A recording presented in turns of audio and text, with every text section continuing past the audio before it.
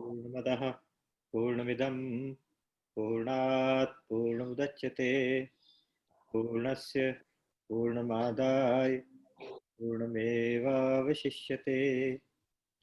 काले वर्षतु पर्जन्यः पृथिवी शस्यशालिनी देशोऽयं क्षोभरहितो ब्राह्मणाः सन्तु निर्भयाः। त्वमेव माता च पिता त्वमेव त्वमेव बन्धुश्च सखा त्वमेव त्वमेव विद्या द्रविणं त्वमेव त्वमेव सर्वं मम देव देव। सर्वे भवन्तु सुखिनः सर्वे सन्तु निरामयाः सर्वे भद्राणि पश्यन्तु मा कश्चित् दुःखभाग् भवेत्। न त्वहं कामये राज्यं स्वर्गं न पुनर्भवं कामये दुःखतप्तानां प्राणिनामार्तनाशनम्।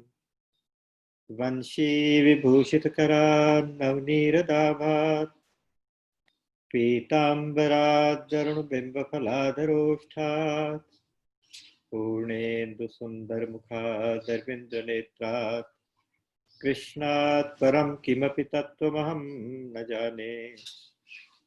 वसुदेवसुतं देवं कंसचाणूरमर्दनं देवकी परमानन्दं कृष्णं वन्दे जगद्गुरुम्।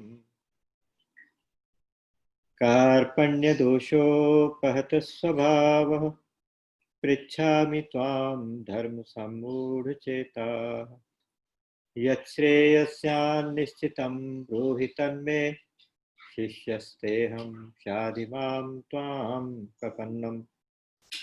कृष्णाय वासुदेवाय हरये परमात्मने प्रणतक्लेशनाशाय गोविन्दाय नमो नमः। सच्चिदानन्दरूपाय विश्वोत्पत्त्यादिहेतवे तापत्रयविनाशाय श्रीकृष्णाय वयं नमः। प्रपन्नपारिजाताय स्तोत्रवेत्रैकपाणये ज्ञानमुद्राय कृष्णाय गीतामृतदुहे नमः। बोलिए गीता गोपाल की जय, सच्चिदानंद भगवान की जय। राम। तो आज एक बार फिर से इस भगवत गीता के प्रोग्राम में आप सबका हार्दिक अभिनंदन। रोज एक चैप्टर का दर्शन करते हुए हम आज 10वें चैप्टर में प्रवेश करेंगे। भगवान का अनंत कोटि धन्यवाद कि हमें यहाँ गीता सत्संग करने का मौका दिया। भगवान का एक प्रिय सब्जेक्ट चल रहा है ज्ञान विज्ञान योग, 7वें अध्याय में प्रारंभ किया था और बताते बताते फिर कुछ क्वेश्चंस आ गए थे, उसमें 8वां अध्याय निकल गया। फिर 9वें अध्याय में उसको एक नए नाम से फिर शुरू किया और 9वें अध्याय के लास्ट में फिर उन्होंने ये 2-3 बातें कही थी कि चाहे कोई किसी भी जाति का हो, किसी भी वर्ण का हो, अपर कास्ट लोअर कास्ट, उसमें कुछ नहीं फर्क पड़ता, हर एक को भगवत प्राप्ति हो सकती है। तो उसके लिए बस एक सूत्र दिया था आखिरी श्लोक के अंदर, मनमना भव मद्भक्तो मद्याजी माम नमस्कुरु। ये 4 बातें आप मनमना भव, मद्भक्तो भव, मद्याजी भव और माम नमस्कुरु, 4 बातें अगर करते रहेंगे तो बस भगवान ने कहा कि इसमें कोई संशय नहीं कि अंत काल में तुम मुझे ही प्राप्त हो जाओगे, अर्थात तुम्हें भगवत प्राप्ति हो जाएगी, भगवान प्राप्त हो जाएंगे। मेरे से जुड़े रहोगे तो मुझे ही प्राप्त करोगे। 4 बातें क्या थी? मनमना भाव, कि तुम अपने मन को मुझ में ही लगा दो, मुझ में लगे हुए मन वाले हो जाओ। मन भगवान में लगवाने का क्या मतलब है कि हम कुछ भी चिंतन करें, कुछ भी सोचे, मन से केवल भगवान ही भगवान दिखाई देते रहे, चिंतन में और कोई आए भी ना। और मद भक्तो भाव का मतलब यह कि भगवान के नाम, प्रभाव, गुण, कीर्तन सब इतने अच्छे लगे, इतना अपनापन हो जाए कि हम अपने आप को भगवान को समर्पित कर दें। तो ये हुआ भगवान के भक्त होना। और हम केवल भगवान का ही आश्रय लेते रहें तो होगा क्या कि फिर आप मध्याजी, अर्थात भगवान कहते मेरी पूजा करो। पूजा फिर किसी और की नहीं करनी, पूजा केवल फिर भगवान की करनी है। और जो संसार की सेवा करनी है वो भी भगवान की पूजा समझ के करनी है। क्योंकि आगे जाके भगवान इसका सूत्र बताते हैं कि जिस प्रकार से मेरे से ही सारे संसार की सृष्टि हुई, मेरे से ही सब कुछ चलता है, तो इसलिए संसार की हर व्यक्ति को मेरा ही स्वरूप समझ के मेरी अर्चना करो। तो ये भगवान को प्राप्त करने का एक तरीका बताया था। तो ये आगे आएगा, धीरे धीरे करके हम वहां तक भी पहुंचेंगे। तो कहने का मतलब ये है कि आप भगवान के भक्त हो जाओ, भगवान में ही मन लगाओ, भगवान की ही पूजा करो और भगवान को ही नमस्कार करो, अर्थात और किसी के आगे झुकने की जरूरत भी नहीं है। जो भगवान से जुड़ गया तो वो फिर भगवान के आगे झुकेगा। और ऐसा नहीं है कि हम भगवान के आगे झुकेंगे और किसी के आगे झुकेंगे नहीं, बल्कि हम सब में भगवान समझ के सबके आगे झुक जाएंगे। झुका दे सर को अपने, कहते हैं ना कि सामने से जो भी आ जाए, झुका दे सर को अपने, सामने से जो भी आ जाए। अगर सजदा ही करना है, खुदा सब में ही रहता है। अगर सजदा ही करना है तो सब में, सबके आगे करते रहो। और बल्कि भागवत जी में तो 11वें स्कंद में, 11वें स्कंद में एक बहुत सुंदर बात उन्होंने कही है कि जो भक्त होते हैं ना वो क्या करते हैं कि फिर हर एक के आगे लेट लेट के दंडवत प्रणाम करते रहते हैं। हर एक के आगे लेट के, उसमें तो उदाहरण दिए कि आज चाहे कोई जानवर हो, चाहे कोई चंडाल हो, चाहे कोई भी हो, संत हो, विद्वान हो, कोई भी हो, सबके आगे लेट के दंडवत प्रणाम करते हैं भक्त जो होते हैं। तो स्वामी जी कहा करते थे कि देखो ये चीज प्रैक्टिकल नहीं होती है ना, कि आप सड़क पे कोई गाय आ रही है तो आगे दंडवत लेट के प्रणाम करने लगो तो ऊपर चढ़ जाएगी। तो वो ये कहते थे कि आप ऐसा अभ्यास करो कि आपके सामने जो भी आ जाए, एक बार मन ही मन ये सोचो कि इसके अंदर मेरे परमात्मा है, इसके अंदर मेरे वो इष्ट हैं जिनको मैं चाहता हूँ, जिनकी मैं प्यार करता हूँ, जिनसे प्यार करता हूँ, जिनकी मैं पूजा करता हूँ, जिनका मैं भक्त हूँ, इसके अंदर वो है। और मन ही मन उसको प्रणाम करो, मन ही मन उसको दंडवत करो। उसके बाद व्यवहार में वो जैसा मौका हो, जैसा वो हो, उसके अनुसार उसका व्यवहार करो। व्यवहार अलग हो, लेकिन व्यवहार से पहले एक बार प्रणाम करना जरूरी। उन्होंने कहा था इस तरह का अभ्यास करो। ये अभ्यास करने से क्या होगा कि आपके सारे आचरण सुधर जाएंगे, आपका व्यवहार सबके साथ अच्छा हो जाएगा। तो माम नमस्कुरु का मतलब यह है कि सबके अंदर भगवान का दर्शन करते हुए सबके आगे मेंटली आप प्रोस्ट्रेट करो, आप झुकते रहो। तो इस श्लोक के साथ 9वां अध्याय समाप्त हुआ, लेकिन अभी भी भगवान का मन नहीं भरा। भगवान उसी सब्जेक्ट को फिर और आगे बढ़ा रहे। तो आज 10वां चैप्टर है। 10वें चैप्टर का नाम है विभूति योग। विभूति योग में विभूति और योग दो शब्द है। उसमें ऐसा क्या होता है कि जैसे भगवान का जो प्रभाव होता है ना, भगवान का जो ऐश्वर्य योग कहते हैं उसको, ऐश्वर्य होता है जिसके कारण भगवान भगवान है, जिसके कारण भगवान सर्वोत्तम है, सर्वोपरि है, सर्वपूज्य है। तो उनका वो प्रभाव जो होता है वो उनका योग होता है। भगवान के उस प्रभाव को ऐश्वर्य योग, पश्चिम योगम ऐश्वरम, 9वें अध्याय में 5वें, चौथे 5वें श्लोक में आपने देखा था। वहां ये शब्द प्रयोग हुआ था कि यही मेरा ऐश्वर्य योग है। ऐश्वर्य योग का मतलब ये हुआ कि मैं इस वजह से ही तो भगवान कहलाता हूँ कि मैं सब में हूँ, सब में नहीं हूँ। इस तरह से जो बताया, सब मुझ में है, सब मुझ में नहीं है, ये मेरा ऐश्वर्य योग है, ये मेरा प्रभाव है, यही मेरा कमाल है। तो जो उनका भगवान का जो कमाल है, जो भगवान जिसकी वजह से भगवान कहलाते हैं, भगवान की डेफिनेशन पता है क्या होती है? तो होते हैं भगवान, भग वाला, 6 भग होते हैं। 6 भग कौन कौन से होते हैं? ऐश्वर्य से समग्रश्च, धर्मश्च, यशसः श्रियः, ज्ञान वैराग्य योश्चैव, षण्णा भग इतीर्णा। ऐसे एक सूत्र आता है। उसका अर्थ यह है कि समग्र ऐश्वर्य, सारा ऐश्वर्य, मतलब टोटैलिटी में, उसके आगे और कोई ऐश्वर्य होता ही ना, इतना ऐश्वर्य जिसके पास आ जाए। और धर्म, धर्म की भी बिल्कुल लिमिट, पराकाष्ठा, समग्र धर्म, समग्र यश और श्रेय, ज्ञान और वैराग्य, ये अल्टीमेट लिमिट तक जहां पर मिल जाए उसको कहते हैं भगवान। उससे ज्यादा, उनके बराबर भी कोई ना हो, उससे ज्यादा तो खैर हो ही नहीं सकता। और एक और डेफिनेशन भगवान की, उत्पत्ति प्रलयम चैव भूतानाम आगतिम गतिम वेत्ति विद्याम अविद्याम च सवाच्यो भगवान इति। ये चीजें जो जानता हो वो भगवान है। जैसे सारे संसार के सभी प्राणियों का, सारी सृष्टि के सारे प्राणियों की का आना और जाना, कहाँ से आया कहाँ जाएगा, हमें नहीं पता चलता। हम कहाँ से आए कहाँ जाएंगे, भगवान को सबके सब प्राणी उनकी नजर में है कि ये यहाँ से आया यहाँ जाएगा, यहाँ से आया इसको यहाँ जाना चाहिए, इस तरह से।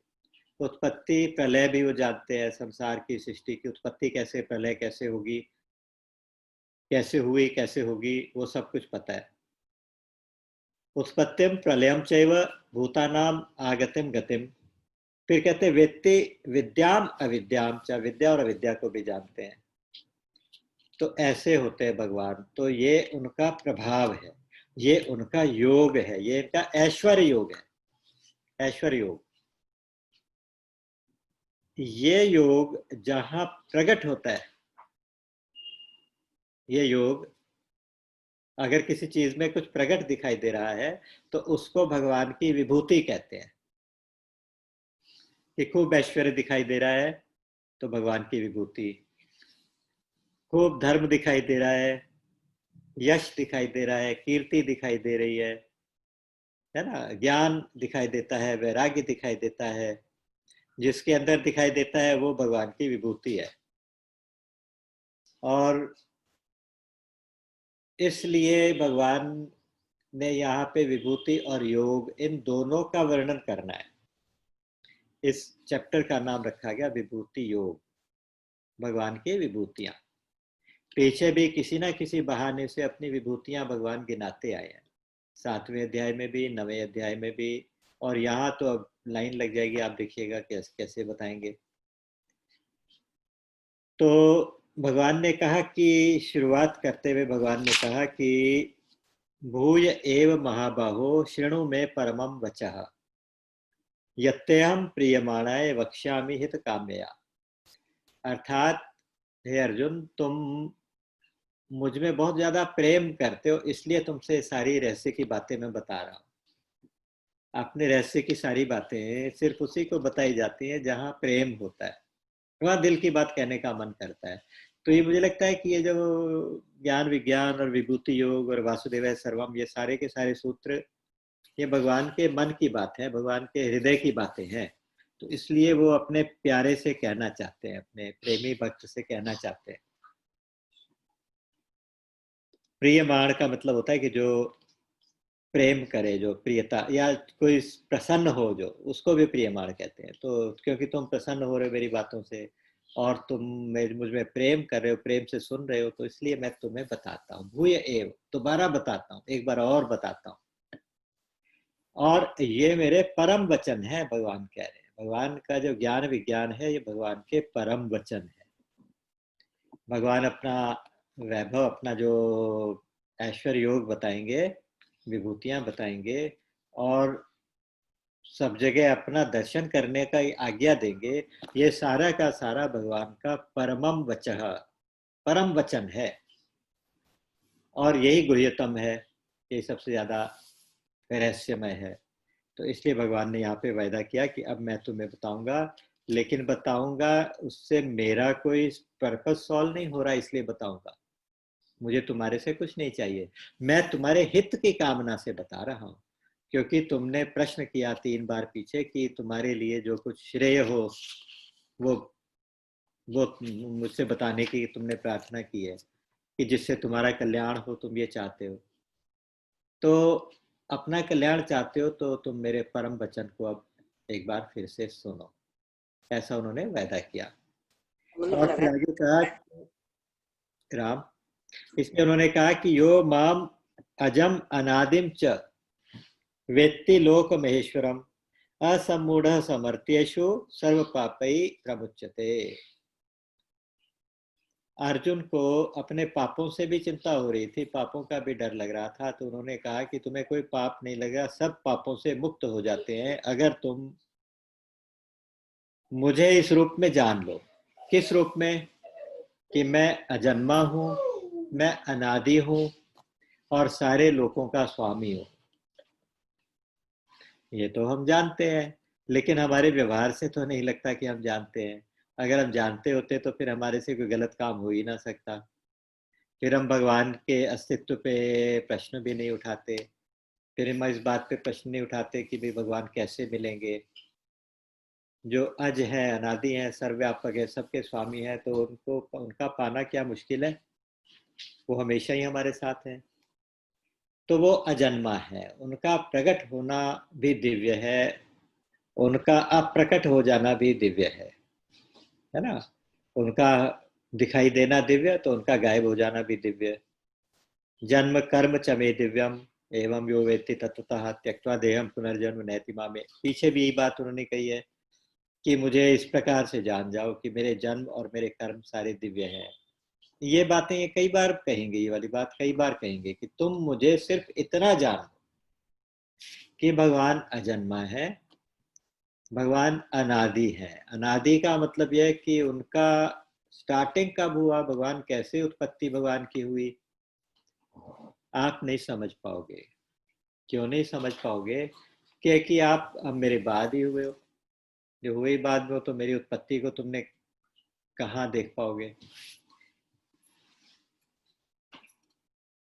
इसमें एक चीज और है ना, कहते हैं कि जैसे भगवान के बाद ही सब पैदा हुए, जो जो जितने भी ज्यादा से ज्यादा ज्ञान वाले लोग हैं, आगे जाके भगवान कहेंगे सारे महर्षि, सारे देवता और जितने भी लोग हैं सब मेरे बाद आए हैं। तो अब वो मुझे कैसे जान पाए, मेरे अजन्मा होने को, मेरे अनादि होने को, मेरे आदि को कैसे जान जाएंगे, मेरे स्टार्टिंग को कैसे पहचान पाएंगे।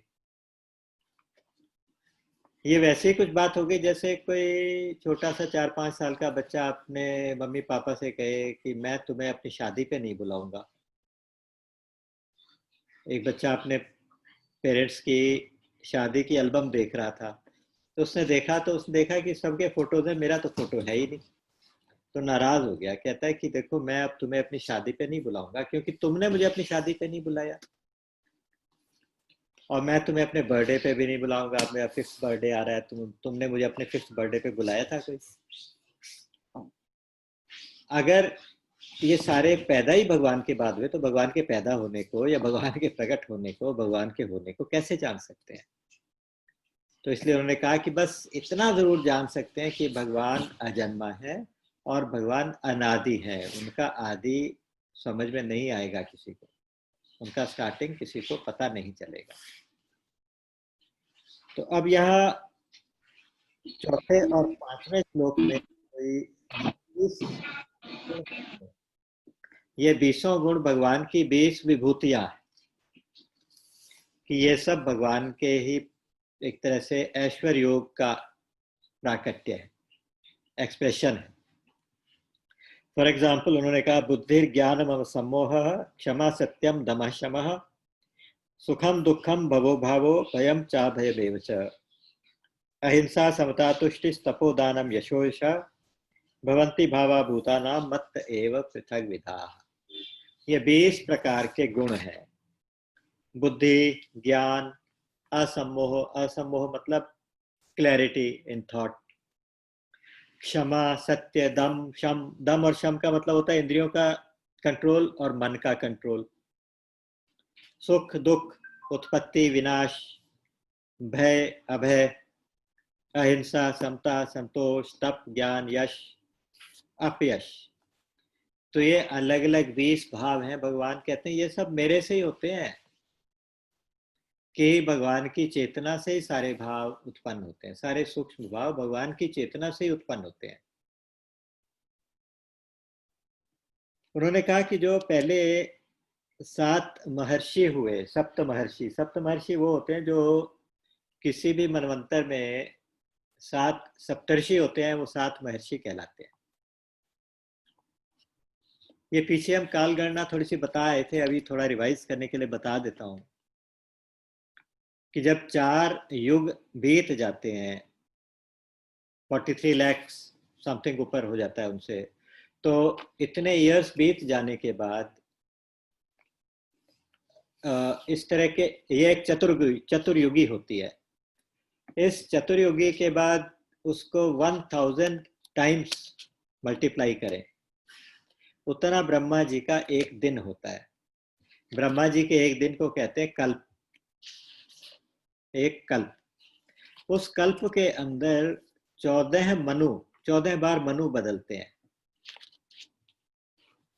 और हर कल्प में सप्तर्षि बदलते हैं।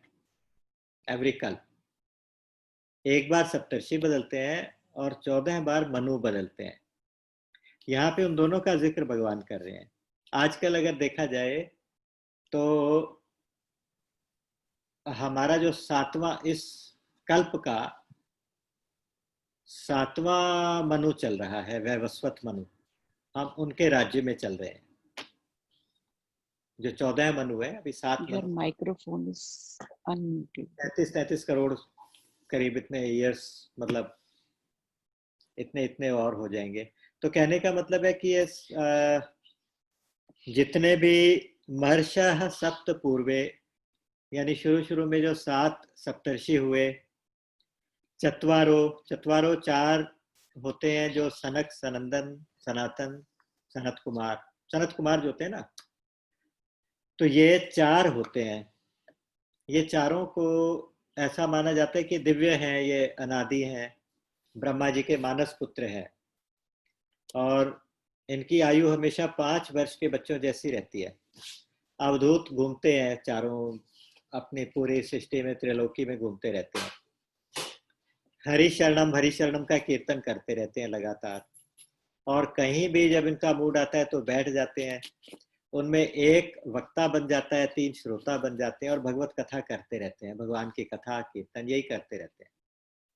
ये तो जो 4 हैं, इन चारों का भी वर्णन किया, चत्वारो। फिर का मनवस्त था, और जो 14 मनु होते हैं एक मनवंतर के अंदर, एक कल्प के अंदर 14 मनवंतर होते हैं। एक मनु का राज्य एक मनवंतर कहलाता है। तो ये 14 मनु, 7 महर्षि, और 4 सनक, सनंदन, सनकादि आदि जो ये है, सनकादिक जो है, सनक, सनंदन, सनातन, सनकादि, सनत कुमार। तो ये 4 होते हैं, ये सनकादि बोलते हैं इनको। ये सनकादि, तो ये सारे के सारे मदभावा मानसा जाता, ये मेरे मानस से उत्पन्न हुए हैं सारे। ये सारे भाव हैं जो 7 होते हैं। उसमें कहते हैं कि जो समष्टि में अगर देखा जाए तो 5 तन्मात्राएं, एक समष्टि बुद्धि, एक समष्टि अहंकार, महत और समष्टि अहंकार, और व्यष्टि में भी इसी तरह से 5 विषय मान लो, या एक अहंकार और बुद्धि मान लो। तो ये 7 तत्व होते हैं जो सप्त महर्षि यहाँ पे वर्णन किया। और 4 जो होते हैं वो मन, बुद्धि, चित्त और अहंकार होते हैं। तो ये 4, ये भी इस तरह से भी आप मान सकते हैं। इन सबकी सृष्टि जो शुरू में हुई, कहते हैं कि ये लोग भी मुझे नहीं जान पाएंगे, क्योंकि ये मेरे बाद ही तो हुए हैं सारे। ये सारी की सारी सृष्टि इन लोगों के बाद आई है।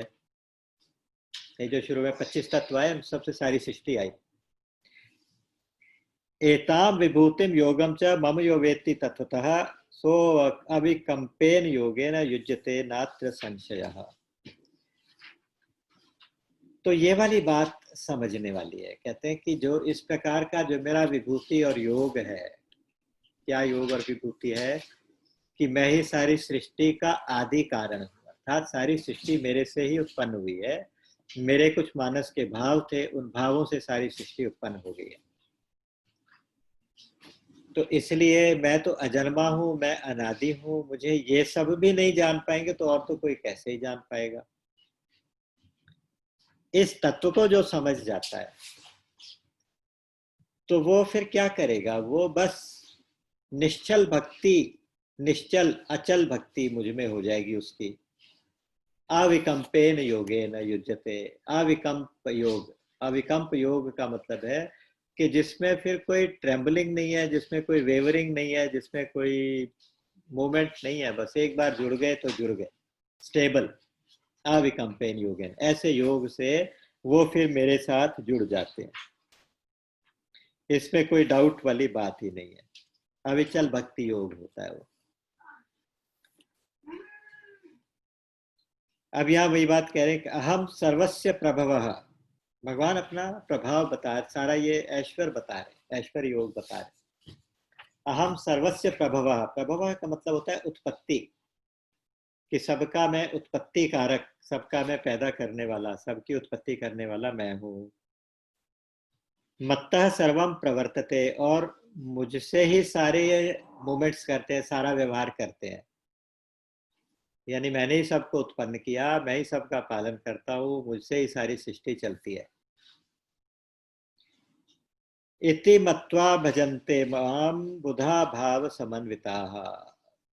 इतना ही जान लें कि भगवान से ही सब कुछ है, भगवान से ही सब पैदा हुए, भगवान में ही सब विचरण कर रहे हैं, भगवान में ही सबका व्यवहार हो रहा है, इतना ही सब जान ले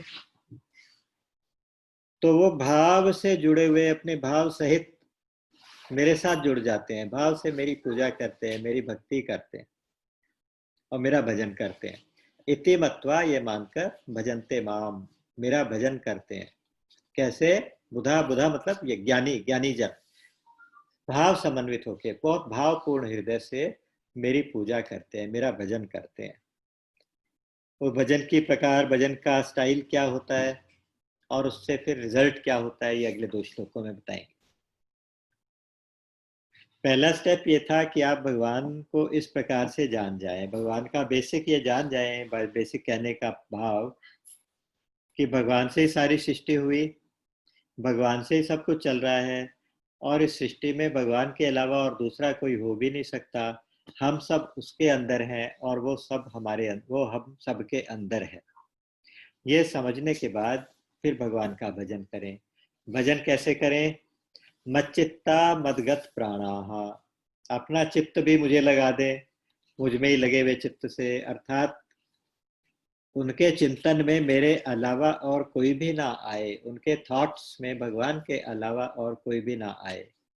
मदगत प्राणाः, अर्थात उनके प्राण भी मुझ में ही लगे रहे। अगर भगवान से बिछुड़ने की कल्पना भी हो तो प्राण निकल जाए, इतना ज्यादा अटैचमेंट भगवान से रहे कि अगर कहीं भगवान भूले तो फिर उसके बाद प्राण भी ना रहे। जैसे गोपियां थी ना, उन्होंने कहा था कि त्वयि धृतात्सवस् त्वाम विचिन्वते, तुम में ही अपने प्राणों को धारण कर दिया हमने, हम तुम्हें खोज रही हैं दिशाओं में, तुम हमें मिल जाओ। हमारे प्राण तुम में लगे हुए हैं, अर्थात हमारे प्राण तुम्हारे अंदर है, अगर तुम चले गए तो हम जीवित नहीं बच सकती। तो वही भाव यहाँ पर है, मच्चित्ता, फिर मदगत प्राणाहा, मुझ में ही प्राणों को लगा दिया है जिन्होंने। ऐसे लोग अकेले तो भजन करते ही हैं, उसके अलावा बोध यंतः परस्परम, ये भी बहुत अच्छा एक तरीका होता है। जैसे हम लोग बैठ के सत्संग करते हैं तो एक्चुअली हम क्या करते हैं, ऐसा नहीं है कि कोई किसी को उपदेश देता है या किसी को कोई आदेश देता है या कोई संदेश, ऐसा कुछ नहीं है। हम आपस में बैठ के एक दूसरे का मार्गदर्शन करते हैं। मान लीजिए हम 2 व्यक्ति आपस में बैठ के भजन करें, अगर मैं कभी भूलने लगूं तो वो मुझे बता दे, वो भूलने लगे तो मैं उसको बता दूं। जैसे 2 जलते हुए दीपक एक दूसरे के सामने रख दिए जाएं तो एक दूसरे से प्रकाश से उनके नीचे का अंधेरा भी मिटने लगता है। नहीं तो अगर अकेला दीपक कहीं रखा हो तो उसके नीचे अंधेरा रह जाता है। अगर आमने सामने दो दीपक जलते हुए हो तो दोनों के नीचे अंधेरा दूर हो जाता है। जैसे मैं कई बार कहता हूं कि अगर हमारे पास 1 रुपया हो, दूसरे व्यक्ति के पास भी 1 रुपया हो, मैं अपना रुपया उसको दे दूं, वो अपना मुझे दे दे, तो दोनों के पास एक एक ही रहता है।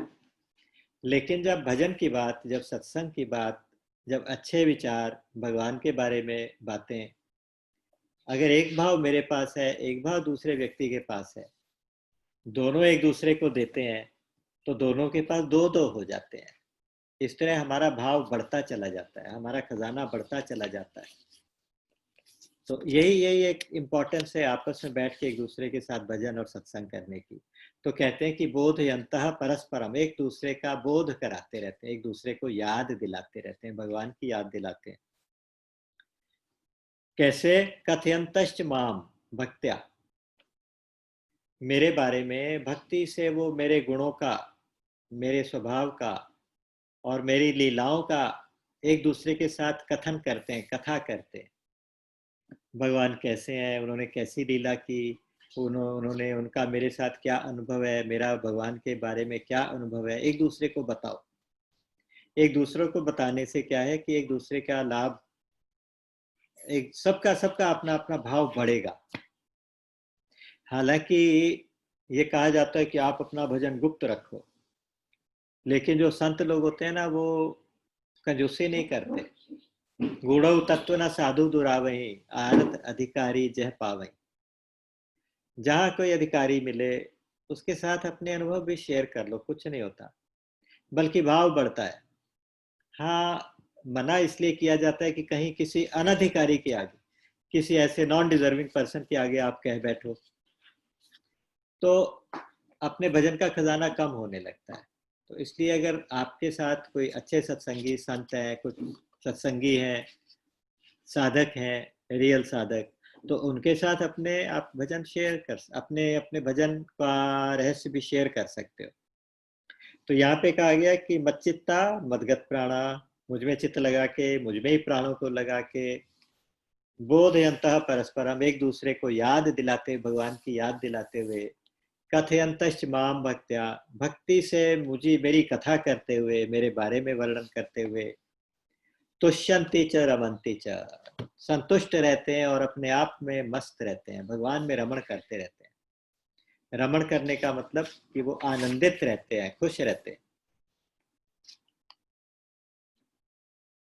ऐसे भजन करने वालों का होगा क्या, उनको रिजल्ट क्या मिला?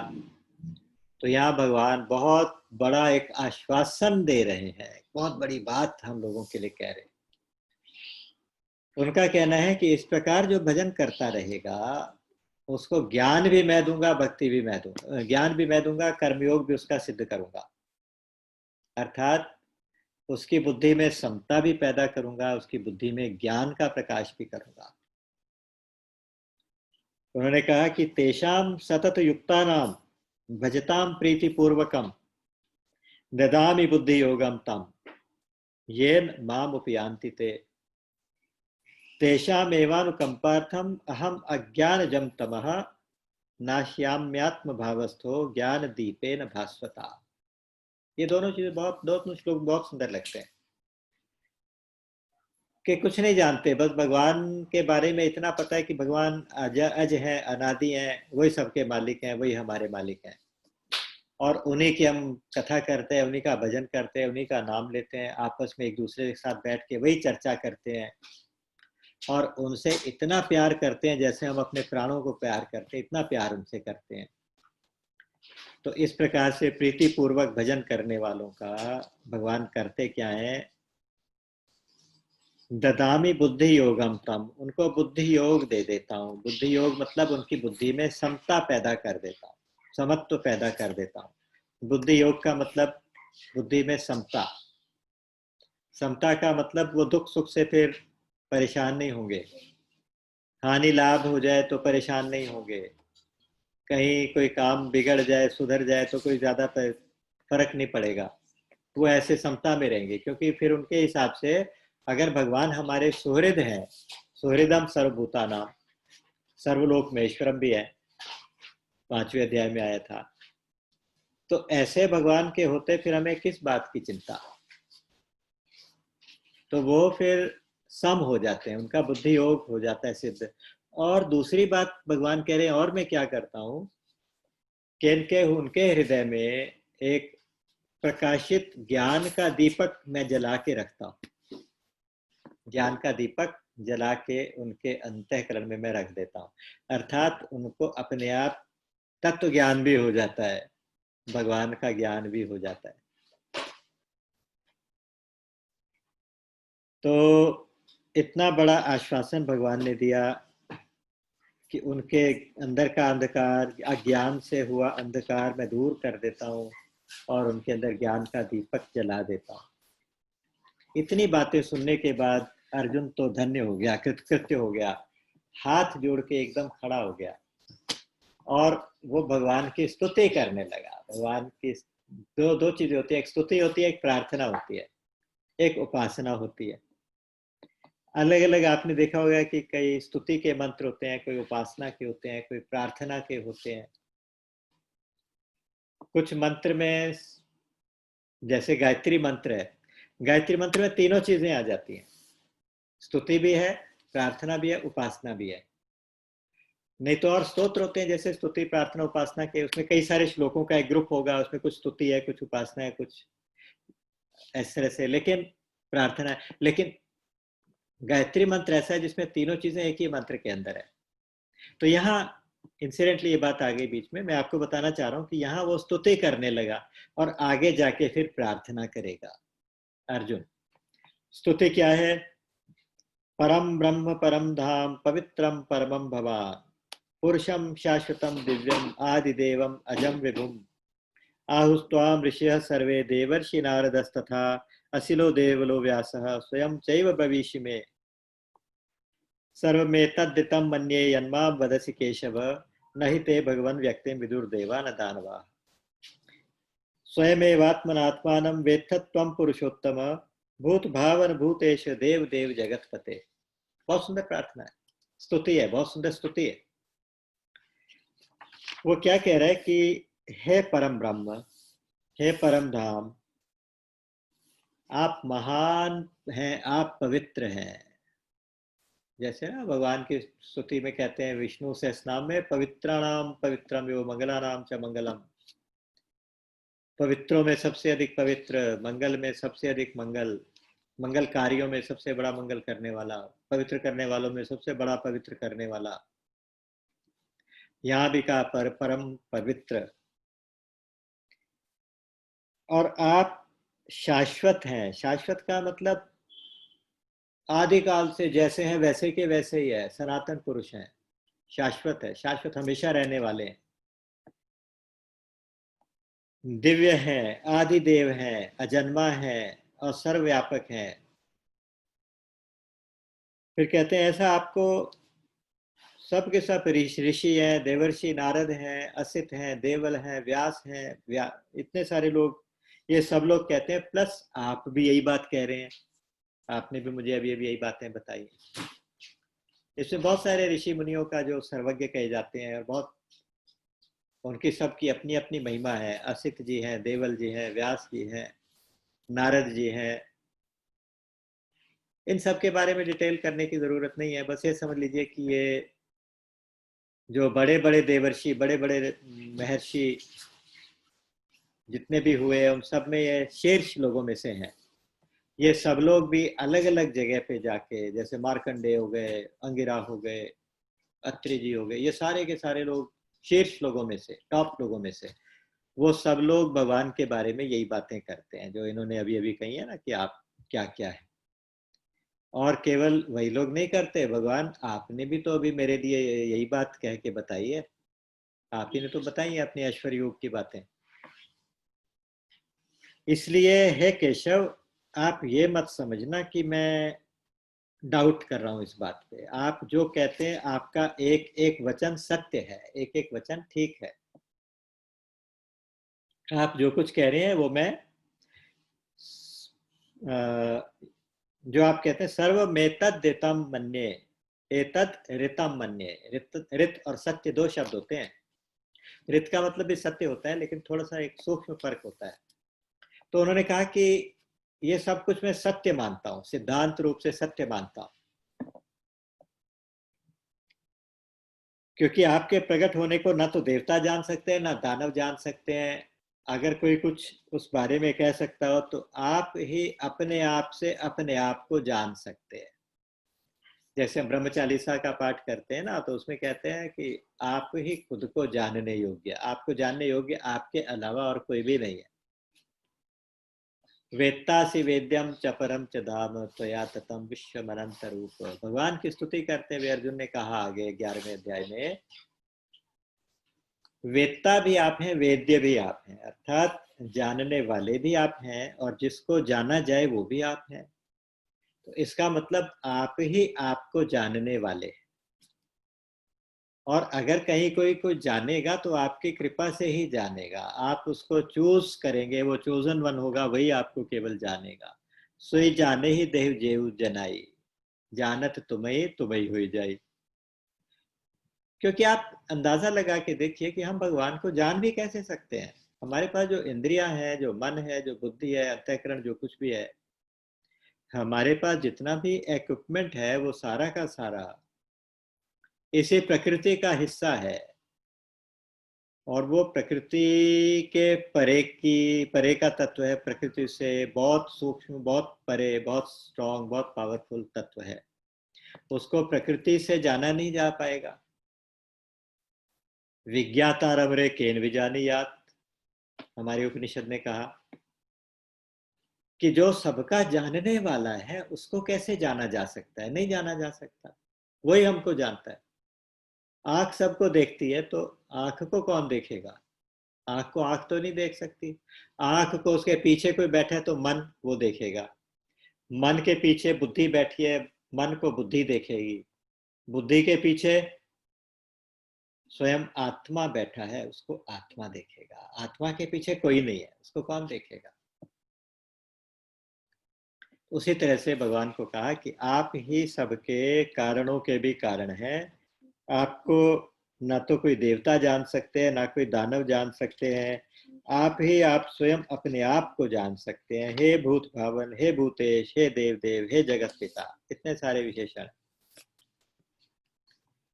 और मजेदार बात है कि आप सारे लोकों में अपनी अपनी जिन जिन विभूतियों के रूप में प्रकट हैं, सर्वव्यापक हैं, हर जगह आपकी विभूति प्रकट हो रही है, जो कुछ दिख रही है उनका वर्णन करने में भी सिर्फ आप ही समर्थ हैं।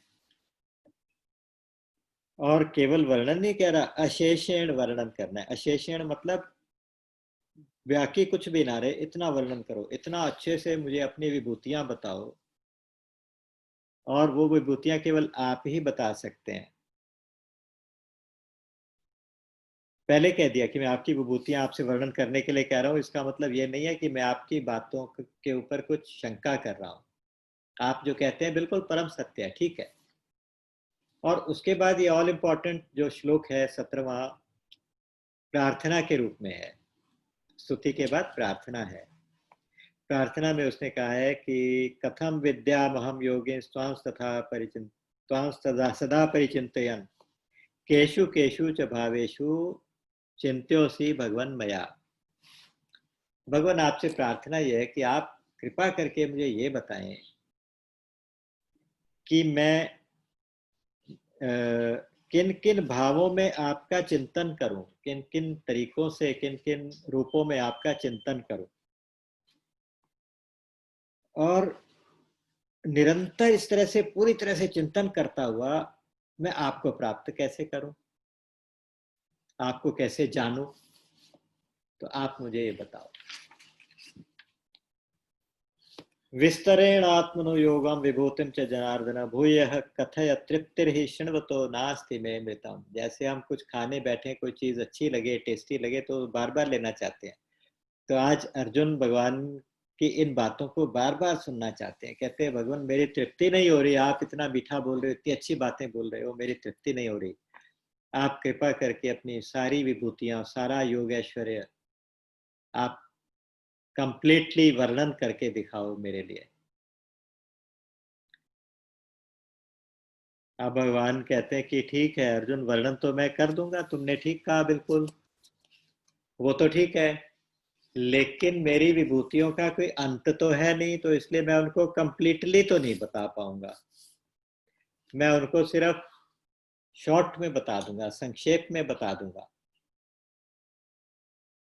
अब यहाँ प्रश्न ये होता है, मन में आता है कि भगवान तो सर्वसमर्थ है, भगवान ऐसा क्यों कहते हैं कि विभूतियों का पूरी तरह वर्णन करने में मैं असमर्थ हूँ? भगवान क्यों? वो तो कर तुम अकर तुम अन्यथा कर तुम समर्थ है, वो तो कुछ भी कर सकते हैं। तो यहाँ पे उसका उत्तर ये है कि भगवान कहते हैं कि देखो, मैं जैसे मैं अनंत हूँ, उसी तरह से मेरे नाम अनंत है, मेरी लीलाएं अनंत हैं, मेरी कथाएं अनंत हैं, मेरे गुण भी अनंत हैं, मेरी हर चीज मेरे साथ जुड़ी हुई वो भी अनंत है, उसी तरह से मेरी विभूतियां भी अनंत है।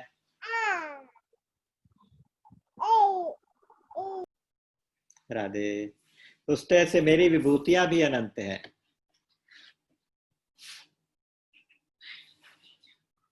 तो अगर मैं उनका पूरा वर्णन कर भी दूं, तो इसका मतलब पूरा वर्णन करने का मतलब वो अनंत नहीं रहेंगी फिर। तो इसलिए क्योंकि वो अनंत है, मैं करने को तो सब कुछ कर सकता हूँ, लेकिन करूंगा नहीं वर्णन, क्योंकि अगर मैं वर्णन कर दूंगा तो तुम्हें समझ में ही नहीं आएगी, क्योंकि तुम तो अनंत नहीं हो, तुम्हारी बुद्धि अनंत नहीं है। तुम्हारी इस बुद्धि के अंदर, तुम्हारी समझ के अंदर, तुम्हारी सामर्थ्य के अंदर उतना सब कुछ समा नहीं पाएगा, तो इसलिए मैं उसका वर्णन नहीं करूंगा।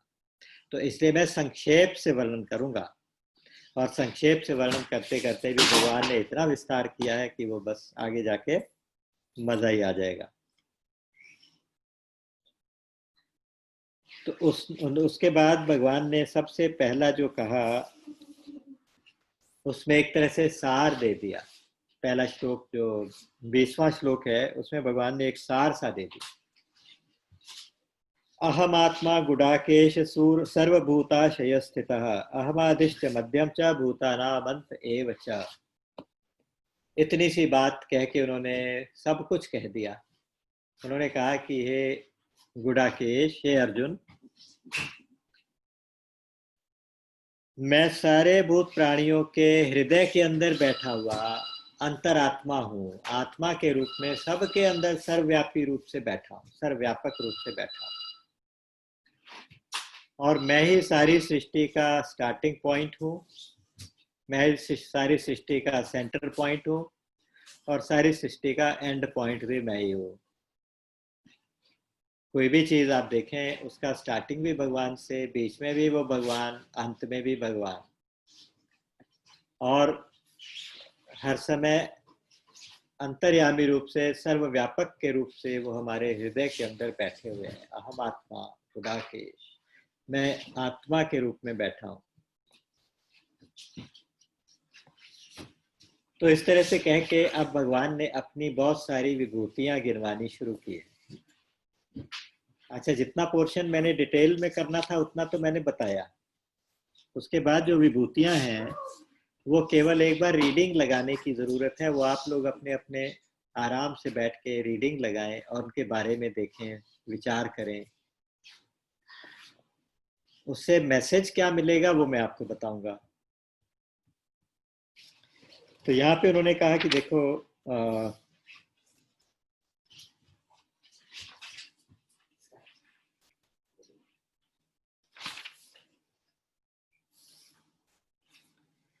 7वें अध्याय में श्लोक नंबर 8 से 12 के बीच में कुल 17 विभूतियां गिनवाई थी। श्लोक नंबर 9 में, अध्याय नंबर 9 में श्लोक नंबर 16 और 19 के बीच में 37 विभूतियां गिनवाई थी, 37। 10वें अध्याय में इससे पहले 5 श्लोकों के अंदर 20 भाव बताए थे, 20 विभूतियां। 6ठे श्लोक में 25 तत्व बताए थे, वो भी सब भगवान की विभूतियां। और अब श्लोक नंबर 20 से शुरू करके 39 तक या 38 तक समझ लीजिए, 39 तक बताएंगे, 82 विभूतियां और गिनवाएंगे। इतना सब कुछ कह के कहेंगे कि मेरे विभूतियों का अंत नहीं होता, अंत नहीं हो सकता। तो इसलिए बस तुम केवल इतना ही जान दो कि इन सब के रूपों में मुख्य मुख्य मैं बता देता हूं। जैसे उन्होंने कहा कि अदिति के जो पुत्र हैं, 12 आदित्य कहे जाते हैं, उनमें से विष्णु जो वामन अवतार के रूप में आए थे वो मैं हूं। उसके अलावा जो 11 रुद्र होते हैं उनमें शंकर मैं हूं। यक्ष राक्षसों के राजा के कुबेर के रूप में मैं हूं। और जितने वसु हैं, 8 वसु होते हैं, उनमें से जो अग्नि है वो वसु मैं हूं। और जितने ऊंचे ऊंचे पर्वत हैं, शिखर वाले लोग हैं, उन शिखर वाली चीजें, उसमें सुमेरु पर्वत मैं हूं। यानी बेस्ट ऑफ द बेस्ट। अगर आप कहीं भी देखेंगे तो उसमें जो सबसे चमकदार, सबसे ऐश्वर्य युक्त, सबसे स्ट्रॉन्ग, सबसे पावरफुल, सबसे इंप्रेसिव जो कुछ भी दिखेगा, जैसे उन्होंने कहा कि जितने मरुदगण है उनका, उनमें से मरीचि मैं हूं। मरुदगण होते हैं 9, मरुदगण होते हैं 49 मरुदगण है, उसमें एक मरीचि भी मरुत होता है, वो उनका मेन माना जाता है। तो इस तरह से उन्होंने सारी चीजें बताई। वेदों में सामवेद बताया। सामवेद इसलिए बताया कि सामवेद के अंदर भगवान की इंद्र के रूप में स्तुति की गई। जहां भगवान की स्तुति की गई तो उसको भगवान सर्वश्रेष्ठ मान दे। कि वृहत साम नाम का एक उसमें वो आता है, एक स्तुति आती है, वृहत साम एक उसका एक काव्य है, तो वो भगवान की स्तुति का स्तोत्र है एक तरह। तो वहां बताया कि मैं वेदों में सामवेद हूँ। और सारे भूत प्राणियों के अंदर चेतना के रूप में, कॉन्शियसनेस के रूप में मैं हूं। अभी कहा था आत्मा या कॉन्शियसनेस एक ही बात है। जो देवर्षि, जो जो जितने भी इंद्रादि देवता हैं, उनका जो गुरु बृहस्पति है वो भी मैं हूं। फिर यहाँ पे एक बहुत अच्छी बात बताई कि जितने यज्ञ होते हैं उसमें जप यज्ञ मैं हूं। जप यज्ञ को सबसे ऊंचा रखा। भगवान का जो जप है, नाम का जप, वो सबसे ऊपर है, तो उसको एक यज्ञ की उन्होंने कल्पना की है। तो इस तरह से देवर्षियों में नारद हो गए, गंधर्वों में चित्ररथ हो गए, कपिल मुनि हो गए, घोड़ों में उच्चैश्रवा नाम का घोड़ा हो गया। इस प्रकार से करते करते 22 विभूतियां गिनाई हैं श्लोक नंबर 38 तक, 39 तक। 39 में कहा कि यच्चापि सर्वभूतानां बीजम तदहम अर्जुन न तदस्ति विना यत्स्यान् मया भूतम चराचरम। सारे भूत प्राणियों का जो बीज है ना, वो मैं हूं, मूल कारण, वो बीज ही मैं हूं। और बीज भी ऐसा वैसा नहीं होता। भगवान ने पीछे कहा था मैं सनातन बीज हूँ। सनातन बीज का मतलब ऑर्डिनरी बीज अपना पौधा पैदा करके अपनी शक्ल बदल देता है, अपने आप को खत्म कर देता है। भगवान वैसे के वैसे बीज के रूप में ही बने भी रहते हैं। तो इसलिए भगवान का एक ऐश्वर्य है। तो कोई भी चर अचर, कोई भी प्राणी ऐसा नहीं है जो जिसकी एग्जिस्टेंस मेरे बिना हो। अर्थात सबकी एग्जिस्टेंस के रूप में, सबकी कॉन्शियसनेस के रूप में, सबकी आत्मा के रूप में, चेतना के रूप में केवल भगवान ही भगवान है। और 40वें श्लोक में समराइज करते हुए कहा, नाम तो स्ति मम दिव्या नाम विभूति नाम परंतप। हे अर्जुन, मेरी विभूतियों का अंत नहीं होता। ये मैंने तुम्हें शॉर्ट में अपनी विभूतियों का विस्तार बताया। और शॉर्ट में बस लास्ट में समराइज करते हुए 2 श्लोकों में समराइज क्या किया है भगवान ने, यद्यद विभूति मत्सत्वम यद्यद ऊर्जितमेव वा तत्तदेवावगच्छ त्वं मम तेजोंश संभवम। कहीं भी तुम कुछ भी ऐश्वर्य युक्त देखो, कहीं भी शोभा युक्त देखो, कहीं बल हो देखो, जितने भी प्राणी पदार्थ हैं जिनमें ये वाले गुण दिखाई दें, तो इनमें उनकी कोई तारीफ नहीं है। अगर कोई प्रभावित हो किसी से, आप किसी में बहुत अपार बल देख लिया, किसी में बहुत ऐश्वर्य देख लिया, बहुत गुण देख लिए, तो वहां हमेशा दृष्टि भगवान पे जानी चाहिए। ये एक सूत्र है इस 10वें अध्याय का, ये लास्ट उपदेश यही है कि वो दृष्टि भगवान, कि भगवान के एक अंश मात्र से ये सब कुछ आया है। तो भगवान का एक स्मॉलेस्ट अंश, स्मॉलेस्ट पार्ट, उससे सारी सृष्टियां उत्पन्न हो जाती हैं। सारी सृष्टियों का बड़े से बड़ा ऐश्वर्य भी भगवान के एक स्मॉल फ्रैक्शन से आ जाएगा। तो मेरे एक अंश मात्र से सब हुआ। फिर कहते हैं कि और तुम्हें ज्यादा जानने से भी क्या करना, तुम्हें ज्यादा जानने की जरूरत भी नहीं है। अथवा बहु नैतेन किम ज्ञातेन तव अर्जुन, हे अर्जुन, तुम्हारा बहुत जानने से भी क्या पर्पज सॉल्व होगा। तुम केवल इतना देख लो, तुम्हारे सामने मैं बैठा हूं, अपनी तरफ इशारा करके कह रहे। विष्ठभ्याहम इदम कृत्स्नम एकांशेन स्थितो जगत, तुम्हें दिखाई देता हूं मैं कृष्ण के रूप में, तुम्हारे सारथी के रूप में बैठा हुआ, लेकिन वास्तव में मैं अपने एक अंश मात्र में सारे ब्रह्मांडों को धारण करके बैठा हुआ। अपने एक रोम रोम में कोटि कोटि ब्रह्मांड लगे होते हैं भगवान के। भगवान कहते हैं कि विष्ठभ्याहम इदम कृत्स्नम एकांशेन स्थितो जगत, अपने एक अंश मात्र में पूरे जगत को धारण करके तुम्हारे सामने बैठा। तो ज्यादा जानना क्या है, तुम मुझे ही जान लो, बस मुझे ही देख लो। ऐसा कह के भगवान ने एक बहुत मजेदार बात की है, जिसके आधार पर 11वां अध्याय चलेगा कि मैं देखो तुम्हारे सामने एक अंश मात्र में पूरी सृष्टि को धारण करके बैठा हुआ हूं। अर्जुन के मन में जिज्ञासा हो जाएगी कि वो रूप कैसा होगा कि जिनके भगवान के एक अंश मात्र में पूरी सृष्टि आती हो। क्यों, ये कल्पना करना तो आसान है कि सबके अंदर भगवान है, क्योंकि भगवान इतने महान से महान, बड़े से बड़े हैं कि सबके अंदर भगवान है। उनको कल्पना करना तो फिर भी अच्छा है।